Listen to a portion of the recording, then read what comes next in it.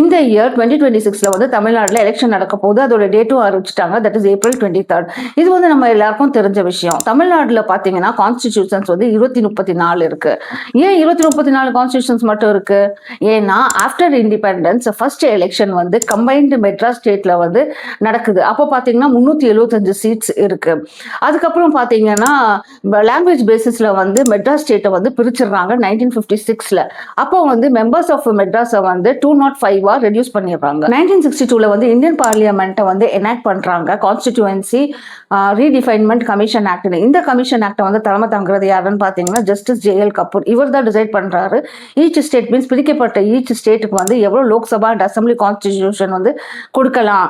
இது வந்து எது பேசிஸ்னா 1961 சென்சஸ் பேசிஸ். அதனாலதான் லோக்சபா கான்ஸ்டிடியூஷன்சி ஆஃப் தமிழ்நாடுவை வந்து 41 to 39 குறைக்கப்படுது. தமிழ்நாடுவோட ஃபார்முலா எப்படின்னு பார்த்தீங்கன்னா 5 அசம்பிளி கான்ஸ்டிடியூஷன்சிக்கு ஒரு லோக்சபா கான்ஸ்டிடியூஷன்சி.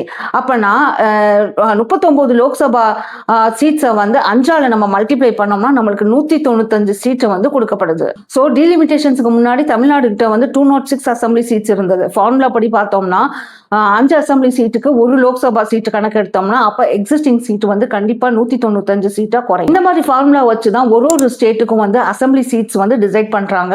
அதே நேரத்தில் இந்த ஃபார்முலா வந்து ஸ்டேட் டு ஸ்டேட் டிஃபர் ஆகும்.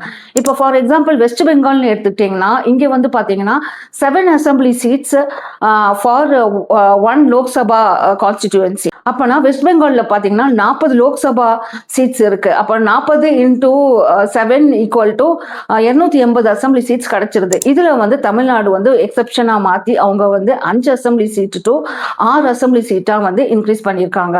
இப்போ வந்து 39 Lok Sabha constituency into 6 equal to 234 constituency தமிழ்நாடுல இருக்கு. இது வந்து தமிழ்நாடுக்கு வந்து ரேண்டம் நம்பர் கிடையாதுங்க. இது வந்து பிளான்டு மேத்தமேட்டிக்கல் ரிசல்ட்.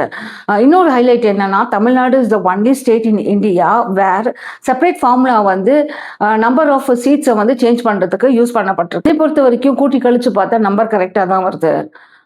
நான் அப்படி நினைக்கிறேன். இதை பத்தி நீங்க என்ன நினைக்கிறீங்கன்ற கமெண்ட்ல ஷேர் பண்ணுங்க. இந்த மாதிரி சின்ன சின்ன தகவலுக்கு என்னுடைய சேனலை சப்ஸ்கிரைப் பண்ணிக்கோங்க.